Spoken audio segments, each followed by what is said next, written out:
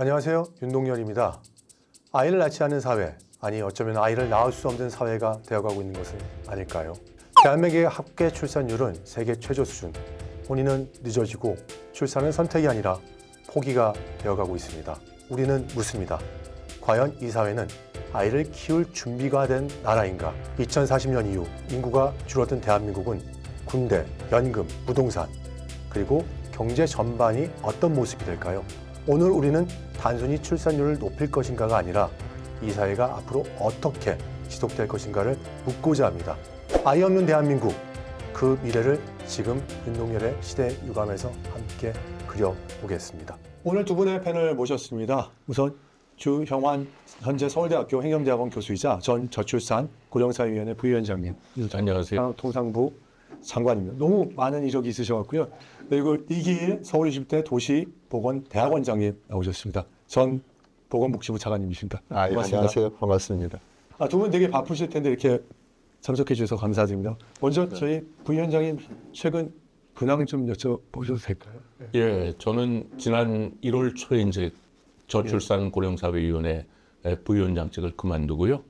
그리고 그 재직 기간 중에 그 출산율이 이제 9년 만에 반등을 했고 올해까지 하게 되면 이제 3년째 그 구조적으로 상승하게 되는데 그 관련된 그 과정들을 한번 책으로 썼습니다.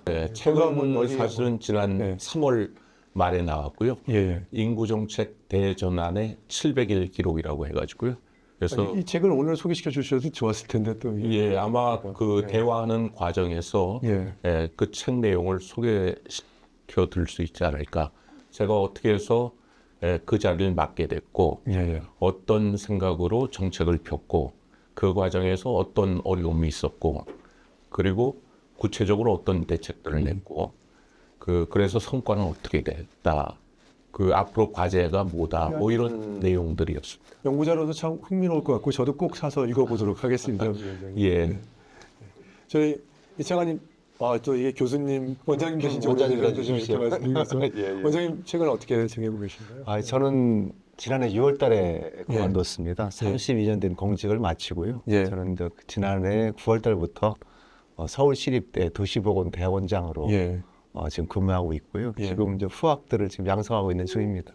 먼저 데이터로 현재 상황을 좀 짚어보려고 하는데요. 지금 부위원장이 말씀 주신 것처럼 실제 합계 출산율이 지금 상승 중에 있습니다. 근데 여전히 2025년 기준으로 했을 때 0.7 정도가 돼 있고 혼인 건수는 뭐 약간 반등했지만 지속적으로 봤을 땐 감소하고 있고 초혼 연령 자체가 남자는 뭐 34살 정도, 여자는 34살 정도 되고 결혼을 안 해도 된다는 그 비율도 증가하고 아이가 낳을 의향이 없다. 이런 청년들도 좀 증가하는 것 같습니다.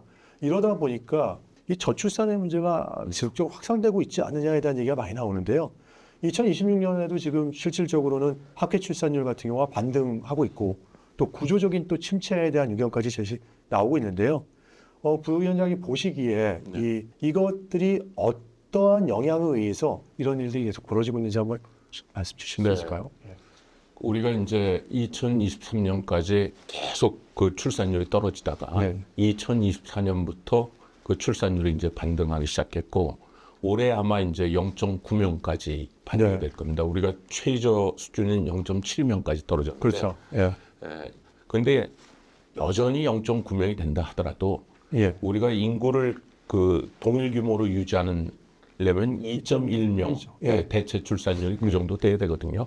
왜 이렇게 우리나라에서 아직도 그 저출산이 팽배하냐 하는 거는 저는 한 두 가지 이유가 있다고 봅니다. 첫째는 뭐냐면 결혼하고 애를 낳고 기르는 데 따른 경제적 부담, 비용을 포함해가지고 이런 부분들이 큰 데다가 또 그 생명의 가치, 가족의 소중함이라든가 이런 거가 옅어지면서 출산과 그 결혼을 주저하거나 기피하는 사회인식, 문화 변화가 이제 같이 작용하지 않았나 이런 생각을 합니다. 그래서 일자리, 주거, 일가정 양립이라든가 양육 부담 같은 그런 비용들을 크게 좀 줄여줄 필요가 있고요. 또 그래가지고 결혼하고 이제 출산이 손해가 아니라는 인센티브 스트럭처를 이제 만들어줘야 되겠죠. 유인 구조를. 부위원장님 말씀 듣고 나니까 그 700일의 기록에 대한 얘기를 하셨는데 사실 네. 많이 낮았을 때는 그 분기에 0.65까지 내려간 적을 제가 기억하고 있거든요. 그 이후부터 계속 반등이 온 거죠. 그렇죠. 제가 6으로 내려간다고 그걸 맡았을 때 인구 전문가들하고 이렇게 회의를 해보면 그 당시가 이제 0.72였거든요. 그렇죠. 예. 0.6가 아니라 0.5까지도 내려간다고 떨어질 거라고 그랬었는데 예. 어쨌든 그 반등이 일단 되고 많은 있습니다. 분들이 도와주셔가지고 우리 사회 전체가 또 이 문제의 절박성이라든가 이런 거에 공감하면서 관련된 제도 같은 것도 고칠 수 있었고 또 국가 재정 흐름도 이쪽에 더 많이 이제 투자되도록 했기 때문에 이런 그 대선 조짐이 나타난 게 아닌가 이런 생각을 하고 있습니다. 원장님 보시기에는 지금 부위원장도 말씀 주셨는데 사실 저출산에 대한 핵심 원인 자체가 아까 말씀하셨지만 그 경제적인 요인이 있잖아요. 그렇습니다. 뭐 주거비 부담도 있고 사교육비에 대한 얘기도 있고 실제 고용 불안 같은 것들도 있잖아요. 그리고 또 다른 한편으로 말씀 주셨던 게 개인주의의 확산이라든지 또 결혼관이라든지 삶의 질 중시에 대한 젊은 세대들의 가치관 변화가 있잖아요. 그렇습니다. 어떤 요인이라고 보세요? 저도 우리 의원님 말씀 주신 것처럼 두 가지가 다 같이 있다고 봅니다. 예를 들면은 단기적으로는 이제 애들을 키우는 돈이 많이 들고 또 집을 구해야 되잖아요. 또 직장도 있어야 되고 그런 게 필요하겠지만 사실은 그런 게 이제 쌓여가지고 가치관에 문제가 있는 거거든요. 다행스러운 것은 요즘이 좀 분위기가 좀 달라졌습니다. 요즘 같은 경우 보게 되면 많은 분들이 결혼을 좀 하고 있어요. 이제 지난해가 이제 그 전에보다도 10.5%가 늘었고 지난해 같은 경우도 24만 쌍이 결혼해가지고 17,000건이 더 늘어났거든요. 24만 상이 결혼. 그렇습니다. 8.2%가 더 늘어났어요. 그래서 우리나라도 결혼을 애를 낳기 때문에 아마도 우리 부회장님 말씀처럼 정말 좀 늘어날까 하는 싶고요. 전 또 오늘 우리 부회장님 정말 우리 같이 만난 것이 저는 되게 행복합니다. 왜냐하면 저도 마찬가지. 둘이 정말로 부회장님께서 이렇게 큰 전부처를 이렇게 같이 회의를 하면서 회의를 해주시는데 제가 놀랐습니다. 왜냐하면 그 저출산 추세 반전을 위한 대책을 그때 이제 저희가 만들었거든요. 근데 오늘 가서 보니까 이 버전이 하나하나 고칠 때마다 1번, 2번에 어느 순간에 보니까 50이 넘고 마지막에 보니까 89번이 나왔더라고요. 제가 그 책을 다 봤거든요. 보고 나니까 정말 이렇게 했기 때문에 추세 반전이 되고 또 지난해 0.80이 되고 금년도 1월 달에 0.99입니다. 1월 달에 1월 달에 그래서 아마도 많이 반등된 그래서 뭐 아직도 뭐 좀 부족하지만 그래도 이렇게 된 것은 참 우리 부회장님 역할이 크다. 전 그렇게 손을 들게 진짜 많이 도와주셨어요. 오늘 같이 분위기가 영광입니다. 시작 자체가 되게 좋은데 사실 저도 이런 전직 관료시지만 사실 보건복지부와 또 산업부 관료이셨던 분인데 서로 이렇게 협업을 하면서 말씀하시는 그만큼 리드를 해주신 거고요. 저도 정말 정부 내에서 정말 최선을 다해서 정말 노력하고 그랬었습니다. 부위원장님 말씀 중에 좀 마음이 안 좋은 게 뭐냐면 저도 때가 아마 중학교 정도 됐을 텐데 이미 84년도에 저희가 1.74로 깨졌잖아요. 근데 그때 당시에 저희 정부에서 얘기했던 데는 골든타임인데도 불구하고 하나만 나와서 잘 기르자고 얘기했잖아요. 이런 정책의 실기가 있었다 보니까 지금 여기까지 온 거 아닐까에 대한. 그렇죠. 저희가 아까 지금 우리 원장님 말씀해 주셨습니다만 2024년 6월 그 저출산 반전 대책을 만들 때 과거 정책에 대해서 한번 엄밀하게 반성을 해봤어요. 왜 성공하지 못했나. 지금 사회자께서 지적해 주신 것처럼 우리가 83년 초반에 이미 대체 출산율 수준이 2.1명을 아래로 떨어졌습니다.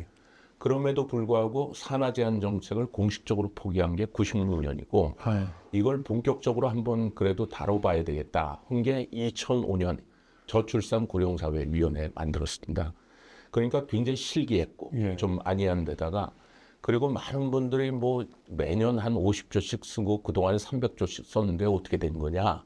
그래서 제가 오자마자 KDI랑 한번 이걸 분석을 해봤어요. 전체를 다 발라봤어요. 그랬더니 저출산 극복하고 관련돼가지고 직접적으로 쓴 돈은 2023년 기준으로 23조 5천억 원에 불과했습니다. 그러니까 이게 좀 과장돼서 쓰여.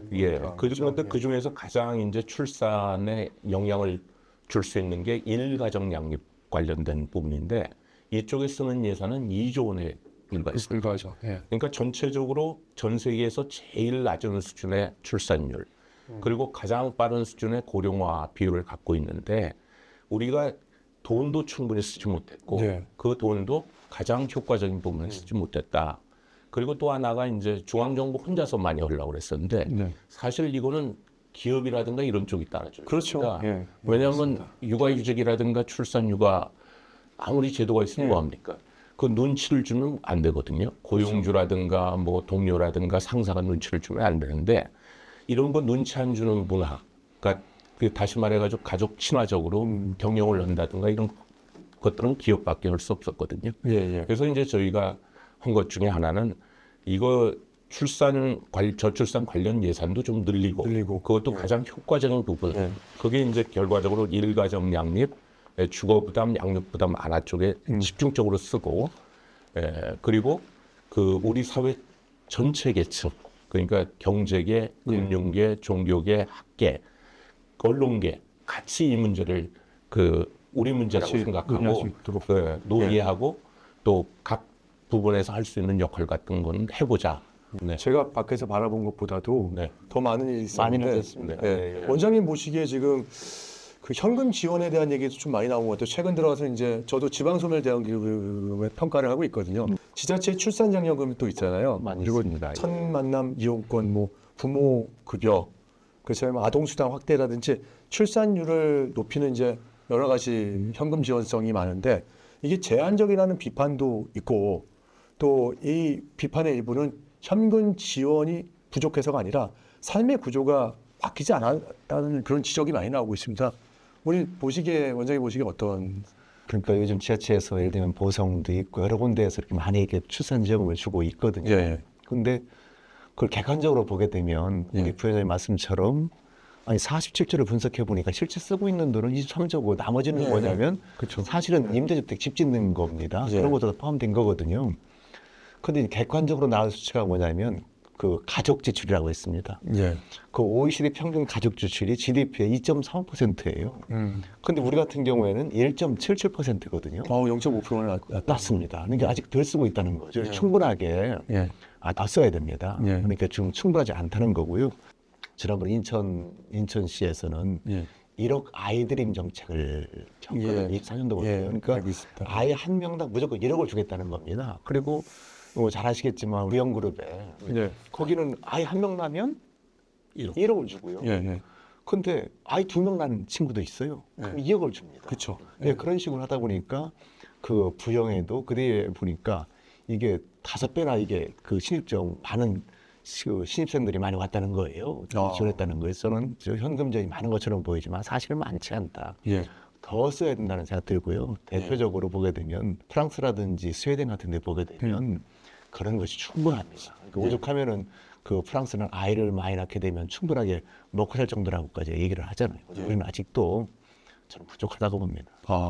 아니 이걸 얘기하시다 보니까 원장님 말씀 듣고 나니까 또 부위원장님한테 말씀 듣고 싶은 게 이 현금 지원도 있을 거고 또 공공 보육 문제도 있고 신혼 부부에 대한 아까 주거에 대한 지방소멸 건물 짓는 데만 좀 많이 돼 있는데 그리고 또 경우에 따라서는 노동 시간에 대한 부분도 이슈가 있거든요.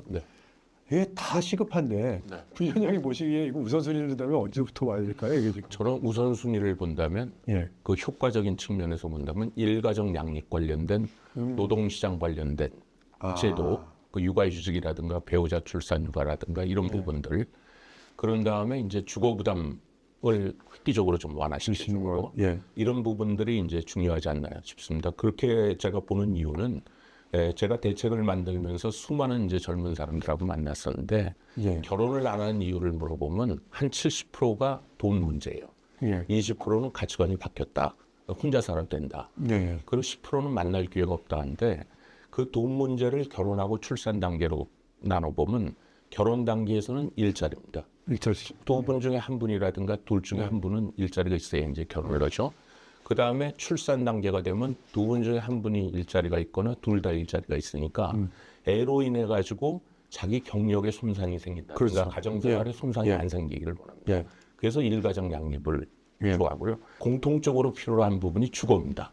따로 살다가 또 애가 하나 생겨가지고 하기 때문에 결과적으로 가장 중요한 거는 일자리, 그 다음에 일가정 양립, 주거인데 그리고 이제 애가 있게 되면 양육 부담이죠. 근데 아시다시피 이제 일자리는 저도 이제 기획재정부, 산업통상부 이제 경제관료로 한 33년을 일해봤습니다만 범정부적으로 일을 해도 이거는 단기간 내에 하기는 어려워요. 그래서 그렇죠. 중장기 시계를 갖고 꾸준하게 모든 부처가 같이 하고 저출산 극복 대책 차원에서는 가장 역점을 둬야 될 것은 일가정 양립하고 주거 부담 완화, 그다음에 양육비 부담 완화인데 그동안에 이제 양육비 부담 완화는 조금 이제 진전은 있었습니다. 많이 이제 어린이집이라든가 유치원이라든가 이런 접근성이라든가 품질에는 문제가 있지만 양적으로는 많은 그 지원들이 이루어졌고요. 그렇지만 여전히 이제 애를 낳았을 때 그 시간을 충분히 보장해 주냐, 또 커리어를 제대로 가게 해주느냐. 그다음에 요즘 여성들은 또 맞돌봄을 원하시잖아요. 독박육아. 그렇죠. 이런 부분에서 굉장히 저희가 미진합니다. 그래서 이런 부분에 대한 그 투자를 대폭 늘려줘야 되고요. 예를 들면 육아휴직 급여를 제가 110만 원이었던 걸 250만 원까지 늘렸지만 그 더 이상 늘려줘야 되고요. 왜냐하면 남자들 공급 수준에 비춰보면 여전히 낮거든요. 그리고 또 배우자 출산 휴가도 10일에서 한 달로 늘렸지만 그것도 더 늘려줘야 되고 매년 뭐 한 일주 단위로 단기 육아휴직 같은 것도 필요하고 또 중소기업 같으면 육아휴직 가면 대체 인력을 구해야 되는데 그렇죠. 그 지원이 없거든요. 그래서 이제 대체 인력 지원금 같은 것을 만들었고 그런 쪽에 이제 돈을 많이 투자할 필요가 있고 또 하나는 집 문제. 집 문제는 저는 재임 중에도 강하게 주장을 해가지고 서울에 저는 그린벨트를 풀자고 그랬어요. 좀 그다음에 강한 정책인데요. 신혼부 그다음에 출산 가구 다가구 가정 다자녀 가정한테는 서울의 그린벨트를 풀어서라도 그 공급을 늘려야 된다 그래가지고 12만 호 플러스 알파 공급을 했고 집만 늘려주면 뭐합니까? 이 사람들이 장기 저리로 그 대출 받아야 이게 워낙 그 비싼 거니까요. 그리고 이제 결혼한 사람이 손해 안 보게 이른바 결혼 페널티 예를 들면 그 당첨한 경력이 있다 결혼 전에 그러면 옛날 못하게 해줬었는데 현재 그런 것도 없애주고 있을 때 그래서 이런 부분들을 좀 집중적으로 하게 되면 결혼할 의사가 있는데 당장 목돈이 필요하거나 아니면 자기 커리어가 이걸로 인해 가지고 그 방해받을지 모른다는 그런 계층들부터라도 결혼으로 그 유도하는 게 맞지 않나. 그래서 저는 그 일가정 양립 그다음에 주거 부담 완화 쪽에 그 더 많은 그 예산을 해야 된다고 생각하시다 보면 저희가 의무지출과 의무지출이 있고 또 재량지출이 있잖아요. 그렇습니다. 근데 사실상 이제 일가정 양립이라는 이쪽에다가 지원이 되면은 다시 좀 이따 부위원장님도 여쭤보겠지만 의무지출 비용이 늘어나게 되는 거지 않습니까? 그럼 사실 제한된 좀 재정 속에서 이 출산율에 대한 부분을 하나 보면은 어느 부분에 대해서는 집중해야 되고 어느 부분 집중하지 말아야 되는 부분이 있는데 제가 제일 우려했던 부분 중에 하나가 뭐냐면은 아까 말씀하셨던데 지역 균형 발전에서 만약에 수도권의 그린벨트를 풀게 되면 도리어 또 지역에 있는 청년들이 또 도리어 수도권에 더 몰리지 않느냐 이런 걱정들도 전 되고 있어요. 근데 이 부분만이 아니라 뭐 주거 돌봄 일자리 교육비 뭐 젠더 문화나 지역 뭐 균형 발전 중에서 우리 저희 원장님께서 보시기에는 어떤 것이 더 집중을 해야 되지 않을까요? 그런 말이 있잖아요. 서울에는 둥지가 없고 또 지방에는 먹거리가 없다는 얘기가 있잖아요. 그걸 달리 말하면 서울에는 집이 없고 지방에는 일자리가 없다는 거거든요. 근데 제가 지금도 수도권에 보통 한 50% 정도의 청년들이 원래 수도권에 태어납니다. 많이 원래 있으니까요. 근데 가장 큰 저도 청년들 만나보면 얘기하는 얘기가 뭐냐면 그 첫 번째 도미노가 애를 낳는 도미노는 사실 일자리더라고요. 내가 이 일자리를 직장을 잡고 그 다음번에 상대를 만나고 아까 말씀하신 거라고 똑같습니다. 그리고 상대를 만나고 그 다음에 이제 그 뭐 결혼식장을 잡고 스테미를 잡고 그 다음에 이제 아이를 낳기로 결심을 하고 이런 단계를 가게 돼 있거든요. 그래서 저는 보게 되면 참 우리 부장님 말씀처럼 가장 어려운 게 사실 일자리입니다. 그런데 그게 제일 선행이 돼야 된다는 것이 제 기본적인 생각이고요. 두 번째는 뭐 여러 가지 말씀 주셨잖아요. 하나 더 추가한다고 그러면 저는 그 난임을 좀 대체 난임 문제는 옛날부터 더 확대했으면 좋겠다. 아니 제가 간간히 이렇게 우리 서울대학교도 있고 간간히 가보면 난임센터가 있거든요. 가보면 정말 눈물 날 지경입니다. 우리가 우리 사회의 많은 청년들 보고 아이를 빨리 낳으라고 얘기도 하고 있지만 비판도 받고 있잖아요. 왜 우리를 뭐 그렇게 하냐. 그런데 또 난임센터에 가보면 거기에는 아이를 낳고 싶어가지고 그렇게 간절히 원하는 분들이 엄청 많습니다. 그리고 또 지방에서 올라오기도 하고요. 근데 그 근본적인 원인은 사실 늦게 결혼하는 거거든요. 그렇죠. 아까도 뭐 34세, 예. 32세가 평균이라고 예. 초원이 더 늘고 있더라고요. 사실. 늘고 있습니다. 근데 옛날에는 사실은 20대에 결혼 다 했잖아요. 29을 피한다고 그래서 20대 많이 결혼했었죠. 저도 28에 하셨죠. 있었습니다. 그러니까 애가 둘씩 낳을 수 있는 건데 예. 지금은 남자는 34이지만 여성분들의 그 결혼 초혼 연령이 31.5세거든요. 예. 근데 우리는 결혼을 해야만 애를 낳거든요. 예. 그래서 그렇기 때문에 초산 연령이 33세입니다. 예. 근데 이미 그때는 늦어버린 거예요. 아, 그러네요. 결혼을 하고 나서 그 이후에 출산을 예. 왜냐하면 저 아. 우리 OECD 평균이 한 42% 정도가 비혼 출산이라고 해서 결혼하지 않고 나고 프랑스 같은 경우 65%가 결혼을 안 하고도 애를 낳거든요. 그런 제도가 또 북유럽도 그렇고 잘 돼 있지 않습니까? 잘했습니다. 근데 우리 같은 경우에는 사실 한 5.7% 정도만 비혼 출산이기 때문에 결혼을 해서 낳는데 근데 이미 31.5세 결혼해서 바로 애를 가지면 괜찮은데 안 갖게 되면 이게 그 아이가 잘 안 생깁니다. 난임이라는 거는 부부가 열심히 애를 가지려고 하더라도 1년 동안 애가 안 생기면 난임인데 예. 이게 35세를 넘게 되면 6개월로 떨어집니다. 아, 요즘 굉장히 많이 그 고생하신 거. 그렇습니다. 저희도 예, 사실 국정기획위원회 논의에서도 예, 난임 예. 치료에 대한 그렇습니다. 비용 지원에 대한 이야기가 굉장히 상당히 많이 나왔거든요. 아마 저도 전적으로 동의하는 게 그 난임이 아까 우리 원장님 말씀하셨듯이 전체 출산아 수의 한 10%고 최근에는 한 12, 3%까지 올라왔습니다. 왜냐하면 그 초산 연령이 이제 33세로 늘어났기 때문에 그래서 이제 저희가 한 것 중에 하나는 난임 횟수 제한 같은 걸 사실상 폐지했고 또 난임 지원할 때 이제 연령 제한이 있었는데 그것도 폐지를 했고 또 무엇보다도 그 가입력 검사를 원하는 사람 다 할 수 있도록 하고 그래가지고 가입력에 좀 문제가 있는 분들은 그 생식세포를 동결을 할 수 있도록 이렇게 지원해주는 역할을 했고요. 그럼 전체적으로 모든 국민들 중에서 이제 난임으로 고생하는 분들은 다 그런 제도를 지원받을 수 있는. 그래야 되는데 사실 인기도 많습니다. 그런데 재원의 한계가 저도 재원 때문에 많습니다. 네, 그걸 다 못했는데 자, 그래서 제가 사실은 재정전략회의라고 대통령 모시고 그 각부 장관들이 이제 다 모여가지고 앞으로 돈을 어떻게 쓸 건지 또 5월달에도 예정돼 있지 않습니까?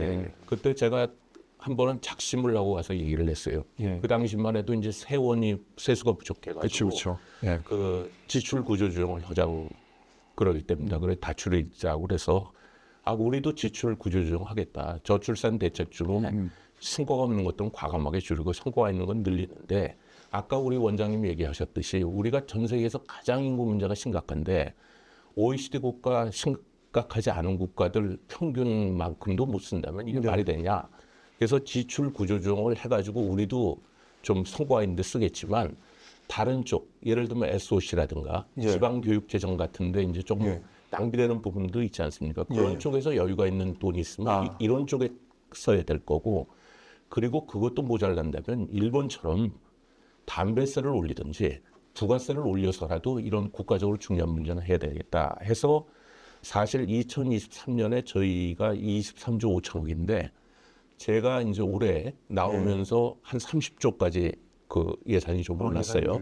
그리고 이제 그 중에서 가장 이제 많이 그 효과가 있는 일가정 양립 부분 예산은 제 오기 전에 한 2조 원이었었는데 작년 기준으로 4조 3천억까지 한 2배 이상 올랐습니다. 아마 요즘 육아휴직이라든가 그 출산휴가 같은 거 뭐 쓰시는 분들 올해 지금 예상되어 있는 게 거의 5조 2천억이 지출될 것 같더라고요. 내후년까지 가면 7조까지 육박할 거라고 얘기하고 있습니다. 국가가 그런 정도는 이제 해줘야죠. 왜냐하면 젊은 분들이 애를 가지려면 자기 커리어도 같이 오면서 왜냐하면 부영그룹에 이중근 회장님이 1억 원을 주니까 저한테도 왜 정부는 1억 원을 못 주냐 현금을 그런 얘기를 했었어요. 그래서 그 당시에 23만 명은 1억씩 주게 되면 23조입니다.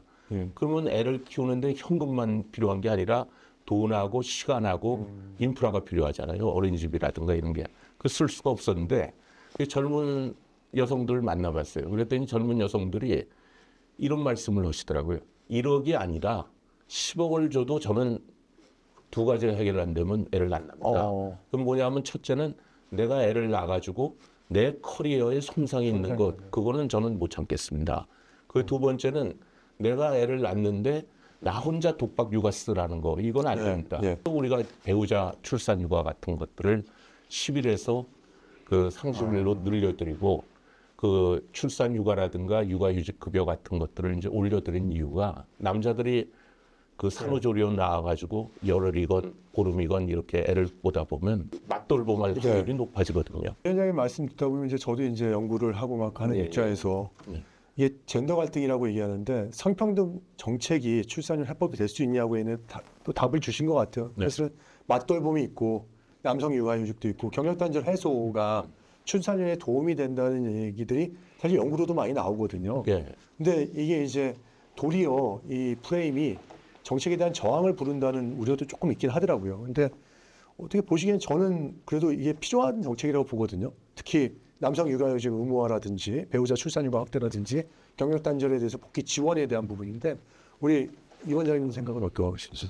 저는 젠더의 문제는 이 저출산 그 대응 대책에서는 크게 좋은 선택이 아니죠. 왜냐하면 그 남녀를 서로 이렇게 갈라놓는 거잖아요. 그거는 사실 그렇게 하다 보니까 거기에 나오는 것이 사실은 또 그 자기결정권이라는 것이 따라붙게 돼 있거든요. 그리고 그렇기 때문에 이 출산이라는 것은 사실은 남자가 하나가 돼서 이렇게 아이도 키우고 또 이렇게 잘 한국에 살아야 거기 때문에 그런 것은 크게 도움이 안 된다고 보고요. 지난번에 스웨덴 한번 갔었습니다. 스웨덴 다녀오셨어요? 스웨덴 다녀왔는데 거기는 지금도 높진 않습니다. 옛날 1.7까지 가서 지금 한 1.4, 5점 되지 않던데 거기는 그게 참 잘 돼 있더라고요. 지원이. 그래서 우리 틀리게 부모보험이라는 게 있거든요. 우리가 건강보험 내는 것처럼 부모보험을 이렇게 있는데 그 아이를 이렇게 낳게 되면 보통 1년 6개월 정도의 휴가를 쓸 수가 있어요.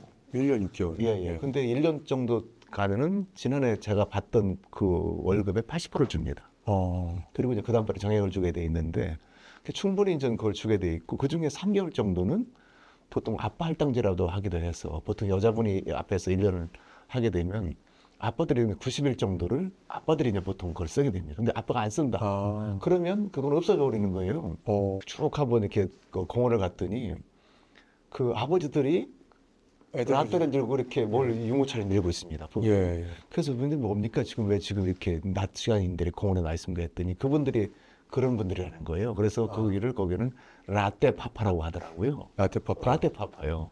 그래서 그런 문화가 상당히 전 그 출산율에 도움이 되게 되고. 그러니까 또 하나 저도 공부를 그쪽에서 했기 때문에 말씀을 드리면 그 같은 경우는 또 결혼을 하지 않아도 출산에 대한 부분에 대한 두려움이 좀 없는 부분도 있고 그렇습니다. 근데 하나의 저는 고민됐던 부분이 거기 이제 재정 관련된 부분들이 세금이 세수가 거의 60% 65%에 달하고 국민적인 좀 공감대가 형성이 돼서 그게 가능할 수 있지 않을까요? 근데 우리나라 같은 경우는 그게 가능할지에 대한 부분이 조금 궁금해요. 저는 진짜 놀랐습니다. 진짜 말씀하신 대로 작게는 뭐 45, 많게 60%가 되기도 하는데요. 그래서 제가 물어봤거든요. 그쪽에 있는 분들한테. 당신들은 거기에 대해 불만이 없느냐. 100만 원 받으면 60만 원 가져가는 그렇죠. 가져가고 남는 돈은 없으니까요. 그랬더니 그분들이 자기들은 그게 없다는 거예요. 그래서 왜 없습니까 했더니 우리는 국가에 그거를 다 이렇게 세금을 내게 되면 그만큼 우리가 서비스를 받을 거를 받을 수 있다. 하라고 있다는 거예요. 그렇기 때문에 그런 신뢰가 있다는 거예요. 이게 신뢰가 있는 사회죠. 저기는 또 우리 공부했으니까 페레스 콜라라고 있잖아요. 어린이집.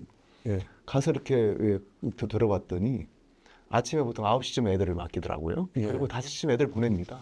그래서 여기는 왜 야간반이 없습니까 했더니 하는 얘기가 야간반 왜 필요합니까? 부모님 한 명이 반드시 저녁엔 집에 있는데. 그래서 그런 분위기. 그렇게 부부 저녁에는 저녁에 있는 삶이 있고 또 부부간에 서로 이렇게 분담해서 살 수 있는 그런 분위기가 되니까 부모 특히 아이를 부담없이 날 수 있는. 지금 우리 원장님 말씀 듣다 보니까 제가 또 재정이라든지 산업 쪽에 또 일가견이 있으신 위원장님께 여쭤봐야 되는데 사실 수도권의 저출산 비율이 더 높아요 사실요. 그리고 이게 우리나라만 현상이 아니라 제가 얼마 전에 도쿄도를 갔다 왔는데 도쿄도도 출산율이 제일 낮더라고요. 그렇습니다. 근데 인구는 자꾸 몰리고 있는데 여성들도 몰리는데 출산율은 낮아지고 있어요. 우리나라 똑같지 않습니까? 그러면 지방 소멸도 위기도 뒤에 있지 않습니까? 그러면 이게 근본적으로 봤을 때 본질적으로 어떤 위기, 어떻게 해결해야 될지 저도 맨날 가르치면서도 이런 문제입니다. 그 수도권 지역의 출산율이 낮은 이유는 젊은 여성들이 수도권 지역에 많이 몰리고 있습니다. 그건 왜 그러냐면 지방에 젊은 여성, 특히 젊은 대졸자를 위한 직장이 많이 없기 때문에 그렇습니다. 심지어는 부산조차도 없었습니다. 그래서 사실 이 수도권 집중 억제 문제는 좀 한번 저희가 진지하게 고민을 해볼 필요가 있는데 수도권 집중 억제의 가장 큰 원인이 뭘까를 보게 되면 결국은 노동시장 문제예요. 좋은 일자리가 수도권에 몰려 있습니다. 그리고 또 좋은 일자리를 가려고 그러면 좋은 대학을 나와야 되는데 좋은 대학이 또 수도권에 몰려 있어요. 그러다 보니까 전 국민의 50.2%, 청년들의 56%가 수도권에 몰려 살게 됩니다. 그래서 결국은 이걸 해결하는 방법은 지방을 특히 재원의 한계가 있기 때문에 그 성장 거점 지역을 중심으로 해가지고 어떻게 하면 일자리랑 좋은 일자리랑 교육 포함해가지고 정주 여건을 개선해 준다. 이게 이제 가장 관건이 아닌가 싶고요. 그런 쪽으로 이제 지금 이 정부에서도 이제 많은 노력을 기울이고 있는데 사실 우리가 성공한 수도권 집중 억제 대책은 딱 한 번 있었습니다. 그건 뭐냐면 1970년대 초반에 중앙공업 육성 정책할 때 정부가 6개 산업을 딱 정하고 그 산업별로 지방의 거점 도시를 딱 정하고 거기에 그 일자리, 그 산업을 키우면서 일자리를 만들어줬고 그 일자리에 들어갈 공고, 대학까지 지어줬고요. 그리고 주택도 해주고 인프라도 깔아줬기 때문에 우리가 90년대 중반까지 그 수도권으로 더 많이 올라올 수 있었는데 그걸 막았던 거거든요. 그런 정도의 이제 과감한 지원 정책 없이는 이건 해결하기가 어렵고요. 다만 이제 그럼에도 불구하고 그런 이제 하드웨어적으로 산업을 또 기업을 지방으로 이전시킨다든가 이런 것도 있고 또 교육 시설을 개선한다든가 도 있지만 우리가 인구 구조를 잘 살펴보게 되면 고령 인구가 우리가 한 1,650만 명, 전 인구의 3분의 1인데 이 중에 지방에 연고를 갖고 계시면서 수도권에 사시는 분이 한 440만 정도 돼요. 그래서 이분들은 그 지방의 대도시는 그래도 어느 정도 인프라는 돼 있거든요. 적절한 인센티브를 주게 되면 일단 생활 인구로 가시게 되고 그런 다음에 거기서 이제 지역 인구화 할 수 있습니다. 그런데 인센티브가 필요해요. 왜냐하면 그분들 가시면 살 집이 있어야 되잖아요. 그렇죠. 1가구 2주택에서 면제를 지켜주고 완전히 이주하시겠다, 지역 인구가 되겠다 하셔가지고 서울에 있는 집을 갖다 팔 경우에는 특히 신혼부부라든가 출산 가구 같은 데 팔게 될 때는 저는 과감하게 양도소득세라든가 이런 것들을 면제시켜줘가지고 그런 식으로 유도하는 부분도 하나 있고 또 하나는 우리가 아까 노동시장 이제 개혁을 얘기하셨는데 AI가 발전됐기 때문에 노동 수요 또 노동 공급의 특성을 이렇게 매칭시킬 수 있지 않습니까? 그러면 재택근무를 포함해가지고 유연근무를 확산시키게 되면 서울에 안 살고서도 서울 이외 지역에서 이렇게 일주일에 한 3번 정도 왔다 갔다 할 수 있거든요. 그러니까 이런 하드웨어적으로 한쪽으로는 일자리 또 교육시설 같은 걸 하는 노력도 기울이고 다른 한쪽으로는 이런 연고가에 있으신 분들이라든가 이렇게 이제 인센티브를 줘가지고 한다든가 유연근무 같은 제도 같은 걸 확산시켜가지고 인구를 분산시킬 노력을 해야 되잖아요. 부회장님 말씀에 저도 동의하는 게 얼마 전에 제가 콜로라도를 갔다 왔었어요. 학회 때문에. 근데 그러니까 콜로라도 같은 경우도 거기가 도리어 집값이 올랐다고 하는데 산골이잖아요.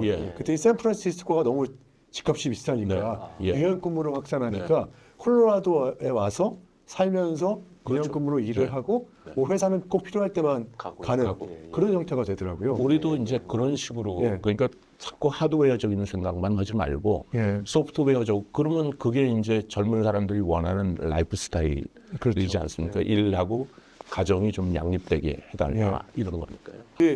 이 원장님 생각은 어떠신가요? 사실 공공기관 이전도 되게 열심히 했고 지역대학 육성은 지금 서울대 그외 그 연구비를 지역대학에다 지원하겠다고 얘기했고 기업 이전 인센티브도 주고 있는데 도리어 기업의 연구소들은 또 서울 경기 쪽으로 또 오고 있습니다. 인력 문제 때문에. 그 제일 문제를 아까 짚어주신 게 저도 지역에 사실 평가나 이 관련돼서 가보면 의료 인프라가 너무 안 좋아요. 이런 부분들이 있는데요. 어떻게 이런 부분들에 대해서 현실적으로 우리가 뭐 해결을 하거나 지원해 줄 수 있을까요? 서울에는 둥지가 없다. 그러니까 결국은 집을 빨리 구해달라는 얘기잖아요. 지방에는 먹거리가 없다는 얘기니까 빨리 일자리를 이렇게 해줘야 될 텐데요. 지난번에 그 한국은행이 참 좋은 일을 했더라고요. 어떤 뭘 하게 되면 출산율이 올라가냐라는 것을 연구를 했는데 그 중에 가장 높은 것이 그겁니다. 저 한국의 도시 인구 집중도가 OECD 평균으로 하락한다고 그러면 0.4%가 더 올라간다는 거예요.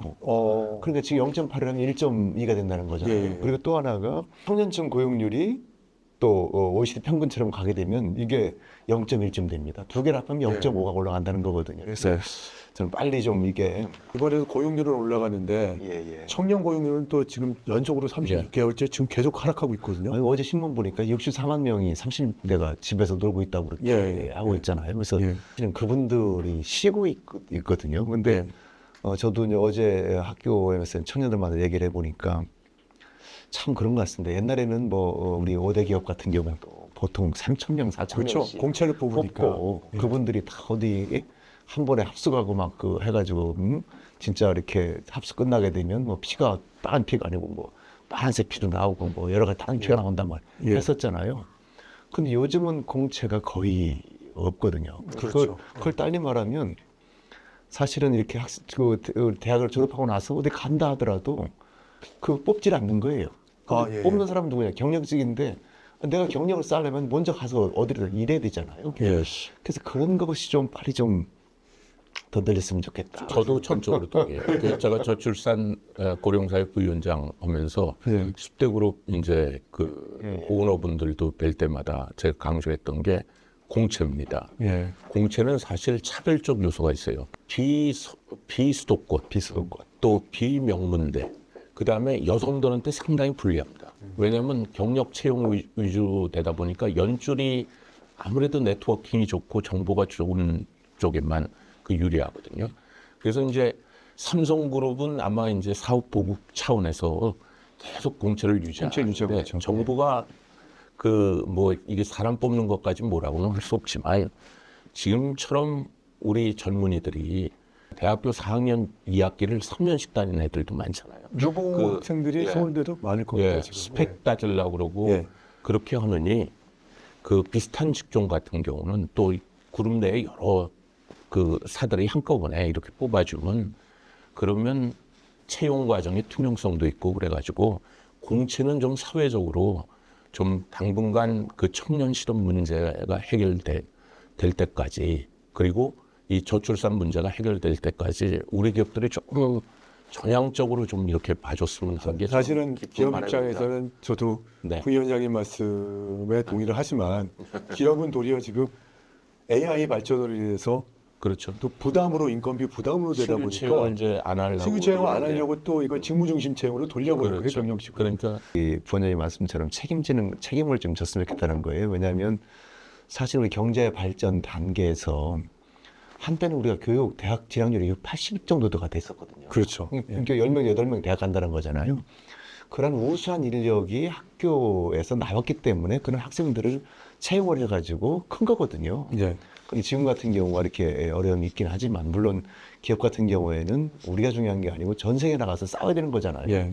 그때 충분하게 해야 되지만 우리 말씀 주신 것처럼 정말 공채도 좀 해서 이럴 때 좀 쌓고 하고 우리나라에서도 그분들이 혹시라도 이렇게 모래주머니 찾는 것처럼 하지 않게 유연성도 발휘해 주고 그런 것도 필요하다 싶고요. 또 하나 지방에서 필요한 건 그거 같더라고요. 의료 교육인데요. 특히 의료 같은 경우에는 필수 의료 같은 거 있잖아요. 그렇죠. 금년 1월 달이죠. 그 강원도 고성에 갔어요. 고성에 가가지고 토론을 하는데 고성에 병원이 6개가 있더라고요. 근데 의원만 6개예요. 근데 그 중에서 3개가 한의원이에요. 3개 한의원이고 뭐 하나 찍고 해서 의원은 2개밖에 없더라고요. 그래서 거기는 어떻게 하냐 했더니 아프게 되면 속초 의료로 가는 거예요. 그래서 할 수 있는 것이 뭐냐면 결국은 거기에서는 빨리 앰뷸런스, 응급차라든지 아니면 응급헬기라든지 그런 걸 할 수밖에 없게 돼 있더라고요. 근데 우리나라가 이렇게 보면은 그런 지역 같은 게 분만 취약지라고 있잖아요. 그러니까 산모들이 아이를 낳으려 하더라도 60분 내에 도달할 수 없는 게 분만 취약지거든요. 그런 것을 의료 공백 그런 것을 없애줘야만 거기 돈을 벌고 한다 하더라도 내가 아이도 낳아야 되고 또 뇌졸중도 있어야 되고 그런 것들을 빨리 해줄 수 있는 그런 것도 같이 병행됐었으면 좋겠다. 그 저희 부위원장님께 이건 좀 집중적으로 질문을 드려야 될 텐데 네. 사실은 부위원장님 개인기로 저출산 고령화 사회위원회를 이끌으셨잖아요. 다른 부처들하고 같이 이렇게. 정말 개인기입니다. 예, 사실 이런 얘기를 안 드리려고 했는데 한국 같은 경우도 이제 프랑스식으로 했을 때 인구부가 있고 일본 같은 경우도 뭐 저출산 전담청 같은 걸 만들어놨습니다. 그래서 일부 뭐 전략에 대한 컨트롤 타워를 만들었는데 우리 같은 경우는 어떻게 해야 될까요, 사실? 우리도 인구 전담 부처 내지는 예. 그 위원회가 필요하다고 봅니다. 예. 왜냐하면 지금 보게 되면 일자리라든가 일가정 양립이라든가 예. 주거, 돌봄, 예. 또 이제 고령화까지 하게 되면 노후소득 보장이라든가 의료요양 같은 경우는 여러 부처에 있는 과제들이에요. 이것들이 종합적으로 그 제공이 돼야 됩니다. 이걸 인구 구조 변화에 대응한다는 시각에서 정부 차원에서 이거 대응을 해야 돼요. 그리고 이런 인구 구조 변화 문제는 민간은 관심은 가질 수 있지만 이게 중장기적인 시계를 갖고 꾸준하게 해야 되는 거기 때문에 기업들이 이걸 하기는 어렵습니다. 예. 이게 정부밖에 할 수 없거든요.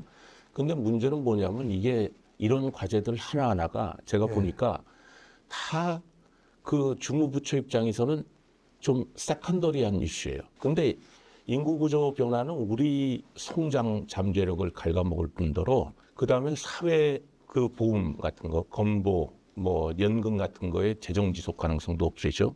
그리고 그 교육이라든가 병력 문제, 지역 소멸 문제 다 해가지고 국가 시스템 붕괴까지 가는 문제잖아요. 이런 문제는 한국의 인구 구조 변화를 어떤 식으로 가져가야 될 거냐 하는 시각에서 이런 여러 부처에 걸쳐 있는 것들을 한 군데서 최소한 기획하고 조정하고 그다음에 평가, 그 실행은 각 부처가 하더라도 그렇죠. 이런 역할을 해줄 수 있는 전담 부처를 만들거나 그게 안 된다 그러면 위원회를 하되 지금 인구 저출산 고령사회위원회는 대통령 자문위원회입니다. 예, 맞습니다. 예. 예. 더 문제는 뭐냐면 직원들이 다 파견직이에요. 근데 정책이라는 건 사람들 머릿속에 예. 남아있는 거거든요. 그래서 위원회를 한다고 그러면 최소한 두 가지는 좀 갖춰줬으면 좋겠습니다. 하나는 뭐냐면 이런 정책들을 제대로 그 조율할 수 있도록 좀 그 예산 심의할 때 그 의견을 반영할 수 있도록 하는 거가 하나 있고요. 또 하나는 국가교육위원회처럼 행정위원회로 만들어가지고 거기 직원들이 좀 연속성을 갖고 좀 일을 하게. 왜냐하면 인스티튜셔널 메모리가 없어요. 예. 제가 해보면 제가 2년째 되니까 제가 제일 오래된 사람이에요. 맞습니다. 그 1년 되면 가죠. 그다음에 어떤 경우에는 7, 8개월 되면 가는데 그 어떻게 그 정책의 연속성이 있겠습니까? 근데 우리만큼 인구 문제가 심각한 나라가 어디 있습니까? 세계에서 제일 빠른 속도로 고령화가 지금 진행되고 있죠. 세계에서 제일 낮은 수준이죠. 지금 저출산 극복을 하는 과정에서 지금 그 반전의 모멘텀을 만들었지만 이걸 계속 유지하려면 지금보다 훨씬 더 강력한 정책을 더 속도감 있게 하면서 동시에 매년 86만 명씩 어르신들이 생겨요. 65세 이상이. 이런 고령화 문제에 어떻게 대응할 건지. 저출산 극복하더라도 얘들이 그 저기 노동시장에 오려면 20년이 걸리지 않습니까? 그리고 어르신이 남아있는 분은 그 나이가 먹어가고요. 그럼 생산 가능도 부족하잖아요. 이민 문제도 우리가 아주 문제도 적극적으로 해야 되거든요. 예. 이런 문제들, 그러니까 저출산 반전의 모멘텀을 지속 가능하게 유지하는 게 한편이고 다른 한편으로는 이제 이미 벌어진 인구 고령화 문제 또 그거에 대처하기 위해서 이민 문제를 어떻게 할 건지 이런 것들이 다 인구 정책 관점에서 종합적으로 다뤄져야 되는데 이민 문제만 하더라도 지금 관련되는 부처가 국무부, 행안부, 노동부, 복지부 뭐 전 부처예요. 현행 파악하기도 쉽지 않을 정도인데 그게 어떻게 그 기획하고 전체적으로 그 종합이 되겠습니까?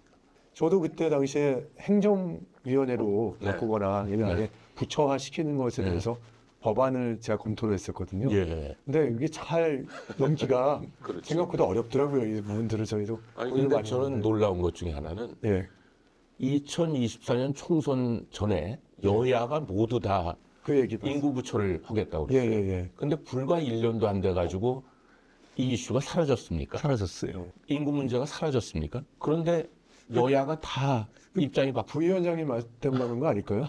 모르겠어요. 출산율이 갑자기 0.9로 올라가니까 0.6에서 이것들이 지속적으로 되지 않으면 이게 언제 사실 좀 저는 걱정이 됩니다. 2028년, 27년 하반기서부터 어떻게 될 건지 네. 그런 측면에서라도 좀 국가적으로 이 문제에 정책적 자원을 좀 집중할 필요가 있지 않나 예.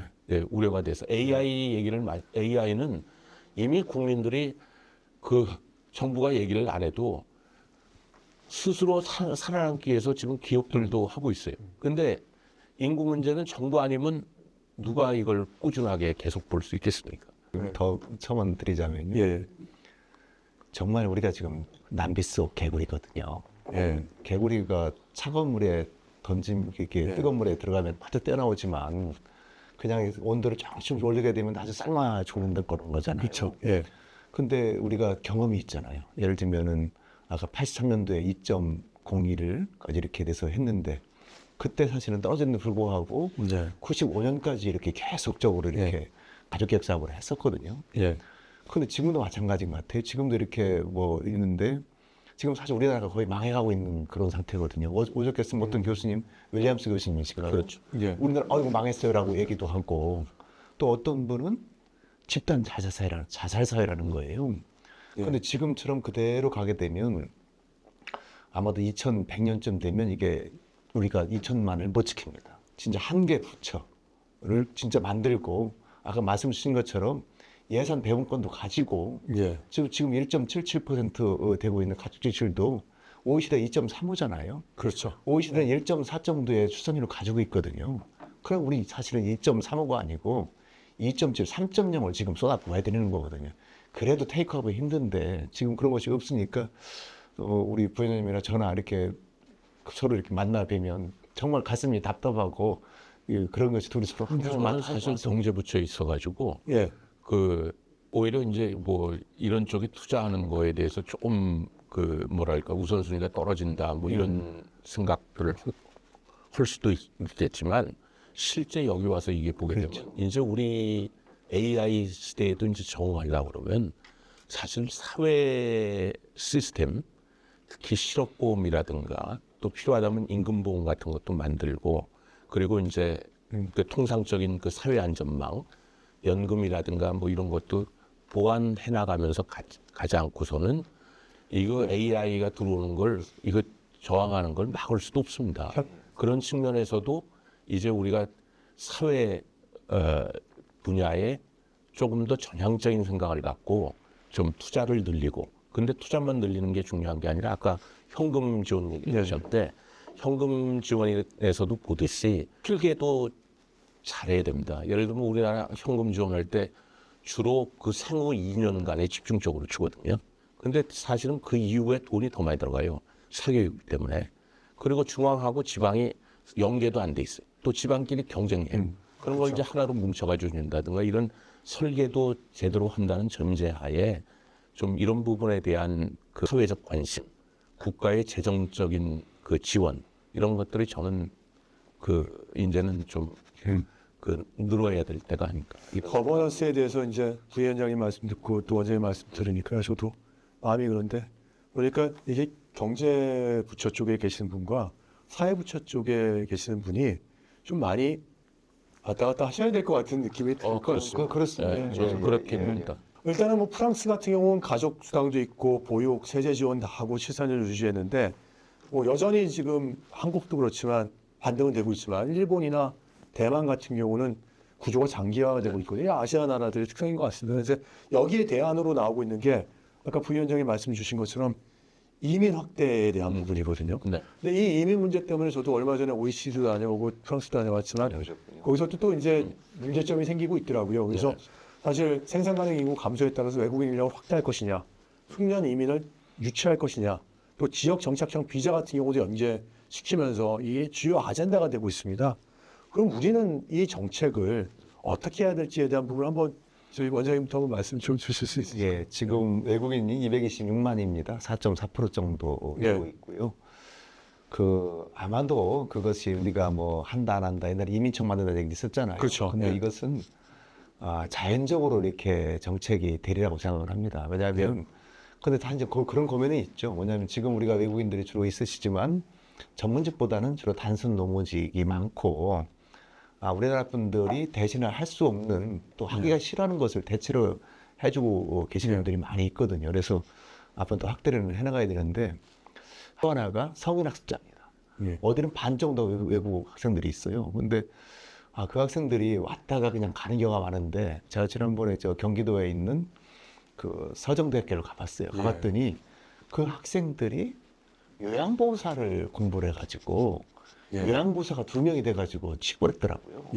그래서 앞으로는 우리가 이렇게 여러 가지 단순 노무직 같은 경우도 있지만 기존에 왔던 그런 대학생들을 잘 교육시켜가지고 이렇게 우리 써먹어야겠다는 그런 생각이 들기도 하고요. 또 하나는 외국인이라고 하기도 지금 돼 있는 불치자들입니다. 그 40만 명 분들이 지금 있는데 그분들이 솔직히 우리나라에서 와서 45만에서 50만까지 될 수 있죠. 근데 그분들을 과연 어떻게 할 것인지 저희가 잘 이렇게 해서 받아들여야 될 것 같고 또 하나는 그분들 자녀분들이에요. 자녀분들이 뭐 보통 꽤 많이 뭐 2만 뭐 5만까지 있을 수가 있는데 그분들을 사실은 우리 국민으로 받아서 키워줘야 되는 거거든요. 근데 보육료라든지 또 학비라든지 그런 거를 사실은 그게 이 매끄럽게 연계가 잘 안 되고 있어요. 원장님께서는 이제 좀 우리가 우리 OECD 국가의 그런 거에 맞게 좀 포용적 정책을 좀 써서 이민자들도 좀 받아줄 수 있으면 좋겠다. 그렇습니다. 근데 OECD 그 기준이 아니고 그건 그렇죠. 국가의 기본적인 것 같아요. 왜냐하면 불법 체류를 법적인 지위에서는 됐다 하더라도 한국에서 나서 있는 애들이 있는데 주민등록도 없고 근데 그 아이들도 유치원도 가야 되고 어린이집도 가야 되고 또 학교도 가야 되는 거거든요. 근데 그걸 나중에 그 모국으로 가라고 그러면 그 아이들은 모국말을 몰라요. 그렇죠. 우리는 한국말밖에 모르는 친구들이거든요. 그래서 그거를 좀 더 우리가 좀 포용적으로 해야 될 것 같습니다. 부연적인 경제 성장 측면에서 저도 그게 사실 뭐냐면 궁금하긴 했는데 세계는 이미 이민 전쟁을 하고 있습니다. 우리는 굉장히 늦게 참전하고 있는 셈이에요. 전 세계적으로 지금 애를 많이 2.1명 이상 낳는 지역은 아프리카밖에 없습니다. 그래서 우리가 지금까지는 내국인이 기피하는 3D 업종을 중심으로 해가지고 4년 10개월 데려와가지고 잘하면 한 번 더 연장해서 최대 10년까지 쓰고 돌려보내는 정책을 내렸어요. 이제부터는 근본적으로 이 대책을 바꿔서 우리가 필요로 한 인력들이 있습니다. 우수 전문 인력이라든가 그다음에 중간 정도의 숙련 인력이라든가 앞으로 엄청나게 많이 필요할 돌봄 인력, 외국인은 안 한 여기를 타겟팅해가지고 이들로 하여금 유입부터 정주까지 예를 들면 우수 전문 인력이라든가 중간 숙련 인력 중에서 우리 경제에 필요로 한 사람의 경우에는 그 유입할 때서부터 그 패스트트랙으로 해줘가지고 국적까지 빨리 딸 수 있도록 해주고 가족들도 데려오고 그 가족들도 노동시장에 들어올 수 있도록 해주는 그게 필요하고요. 아까 원장님도 얘기하셨지만 이분들이 들어오고 이분들뿐만 아니라 이분들 가족들을 어떻게 하면 노동시장, 그다음에 교육시장, 그리고 복지시장에 통합시킬 거냐, 사회 통합 문제도 같이 이렇게 봐줘야 되고 최근 일부에서 이제 유럽 국가라든가 미국에서 한때 이제 이민을 너무 많이 받지 않았습니까? 유럽 같으면. 그러니까 그러다 보니까 이게 반이민 정서가 있는 걸 보시고 이거 이제 좀 서서히 해야 되겠다 그러는데 우리는 그렇게 받아보지도 못했어요.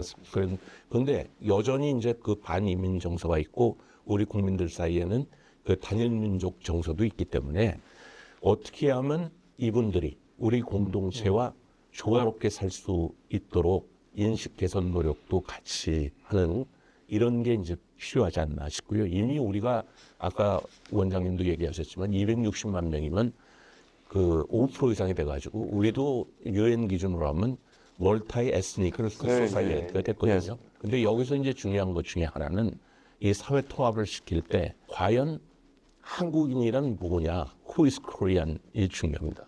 제가 이제 독일 가서 독일 그 이민 담당 장관을 만난 적이 있는데 자기들이 이제 가장 괴로운 것 중에 하나가 사회 통합하다 보니까 도대체 독일인은 뭐냐, Who is German?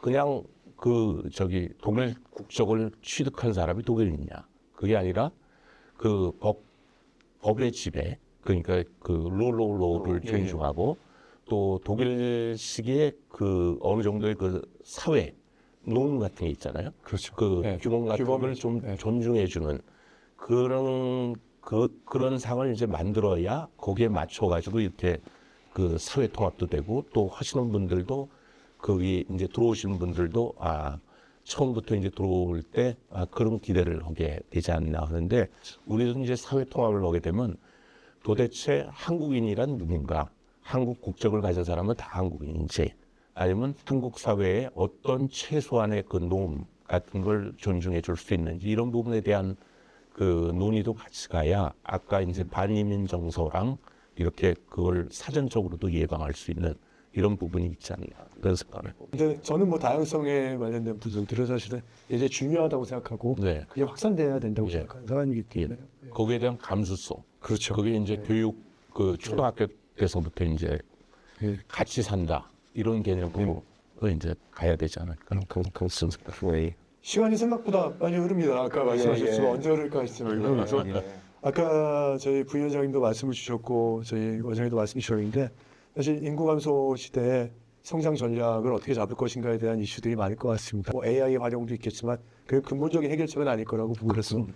고령자 활용도 그렇고요. 그래서 제가 보기에는 마지막에 그래도 저희 원장님 그리고 부위원장님 말씀 이렇게 순서대로 앞으로 어떤 정책들이 가장 우리 이런 부분의 현안들을 해결할 때 중요할지에 대해서 말씀 주시는 걸로 끝냈습니다. 요즘 뭐 AI가 대세니까요. 뭐 그거를 해드릴 텐데 지난번 젠슨왕 얘기가 있잖아요. AI를 일자리를 뺏는 게 아니라 AI가 잘 다루는 사람이 당신 일자리를 뺏는다라고 했기 때문에 AI를 빨리 습득해야 될 것은 뭐 전 사회적으로 같을 것 같고요.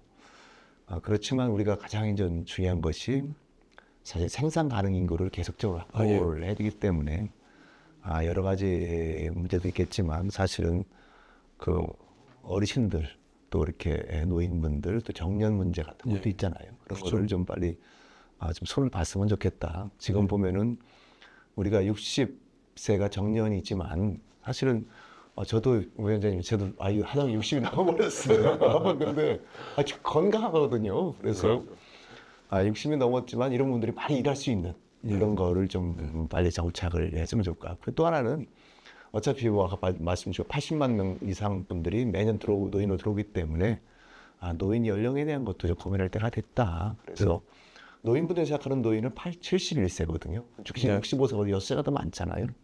그래서 그런 거를 좀 어떻게 할 건지 그리고 지금 있는 그 여성분들이 한편으로는 더 이렇게 경제활동도 하고 또 한편으로는 육아휴직 같은 데 왔다가 다시 이렇게 경력 단절받지 않고 다시 보장받을 수 있는 것이 마지막으로 말씀드리면 정말로 지금 우리 사회에서 가장 그 심각한 것이 우리 저출산과 고령화입니다. 다른 모든 것보다도 제일 가장 심각한 거거든요. 그래서 우리가 다시 한번 심기일전해서 정말 아이를 낳으려고 하는 사람들은 뭐든지 다 해줄 수 있는 그런 정책을 빨리빨리 우리나라 해야만이 우리의 발전을 유지할 수 있겠다. 그런 생각을 저는 강하게 하고 있습니다. 네, 전 원장님 말씀에 전적으로 동의하고요. 지금 이제 우리는 AI가 이제 어찌 보면 문명사적인 변화를 일으킬 것 같고요. 또 우리는 전 세계에서 가장 인구구조 변화를 체감으로 느끼고 있기 때문에 차제에 우리의 성장 모델하고 우리의 사회 모델, 소셜 모델을 이 기회에 좀 바꿔야 되지 않나 하는 생각을 합니다. 그래서 성장 모델은 그로스 모델은 과감하게 이제 생산성, 혁신 위주로 바꾸는데 그걸 하려면 AI를 기반으로 해가지고 신산업도 창출하면서 기존에 이제 경쟁력 잃은 사람을 과감하게 구조조정하는 노력이 필요하고요. 그리고는 이제 우리 사회에 가용할 수 있는 인적 자원을 최대한 그분들이 잘 실력을 발휘할 수 있는 곳에 가용할 수 있도록 해줘야 됩니다. 지금 쉬고 있는 청년들, 아까 말씀하신 경력 단절 여성들, 그리고 시니어 고용률은 우리가 전 세계에서 제일 높아요. 그런데 주된 일자리랑 완전히 이격돼 있는 데서 하고 있습니다. 이런 분들이 많이 이렇게 경제활동 인구도 편입이 돼가지고 활동도 해야 되지만 자기 휴먼 캐피탈하고 매치가 되는 분야에서 할 수 있도록 우리 성장 모델을 이제 바꿔주고요. 근데 이렇게 AI를 개발하고 확산시키고 하려면 가장 저항이 결국은 규제, 인력, 그다음에 에너지, 그리고 사회적 저항 문제입니다. 예. 특히 이제 사회적 저항 문제가 심각한데 이걸 하려면 왜냐하면 AI로 인해 가지고 생산성이 늘어나는 건 뭐 10% 20% 늘어나는 게 아니라 저도 이제 직원들한테 AI를 써보라고 그랬는데 한 200배, 2000배 이런 식으로 늘어나거든요. 예. 그래서 이제 우리가 해야 될 것 중에 하나는 이처럼 AI를 통해 가지고 비약적으로 생산성이 늘어나는 계층하고 그렇지 않은 계층 간의 사회적 합의를 통해 가지고 어떻게 하면 평생 교육 그리고 전직 창업 시스템을 만들어 줄 거며 예. 물론 교육 시스템도 그럼요. 해줘야 되겠죠.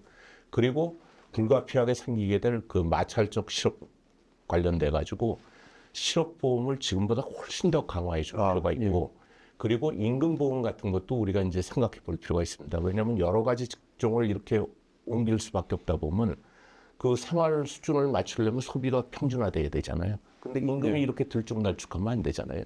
그래서 임금보험 같은 제도도 과감하게 도입을 하면서 또 하나는 이제 아까 우리 원장님도 말씀하셨지만 숙제죠. 고령화 관련돼 가지고 숙제인데 지금 보게 되면 연금이라든가 그 건강보험이라든가 장기요양보험 보게 되면 그 보장 수준이 좀 미흡해요.